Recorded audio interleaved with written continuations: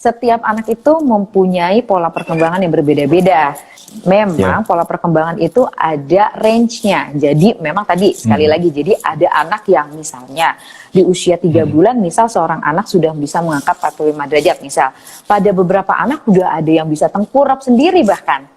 Gitu, dia jadi lebih cepat, dia udah bisa tengkurap sendiri. Ada yang belum bisa tengkurap sendiri atau bahkan belum bisa mengangkat 45, tetapi udah bisa mengangkat tapi belum bisa sampai 45 derajat, misalnya seperti itu, kayak gitu. Nah, itulah kenapa seorang anak itu dikatakan berbeda-beda, karena memang range, karena setiap perkembangan itu punya range-nya. Tetapi ada batasnya juga, jadi ada pakemnya misalnya. Di usia, jadi istilahnya tuh kita ada red flags perkembangan, red flags atau bendera merah atau rambu-rambu.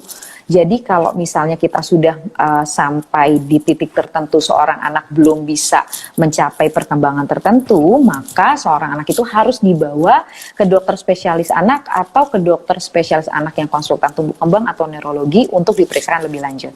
Itu yang disebut dengan refleks. Nah, makanya seorang orang tua itu harus mengetahui mana sih, sampai batasan mana sih, misalnya umur 0 sampai 4 bulan anak saya belum bisa misalnya belum bisa tengkurap, itu masih normal nggak sih? Terus kemudian misalnya anak saya umur 4 bulan, bahkan sudah 4 bulan lebih kok tangannya masih mengepal, itu masih normal nggak sih? Jadi ada range-nya gitu. Jadi kalau misalnya seorang anak belum mencapai satu titik perkembangan tertentu, itu namanya ada red flags. Nah, orang tua di rumah itu bisa melakukan selain stimulasi, bisa melakukan deteksi dini, ya, deteksi ya, sekali lagi deteksi ya, bukan diagnosis, sekali lagi deteksi untuk mengetahui apakah anaknya tersebut mengalami keterlambatan perkembangan atau tidak.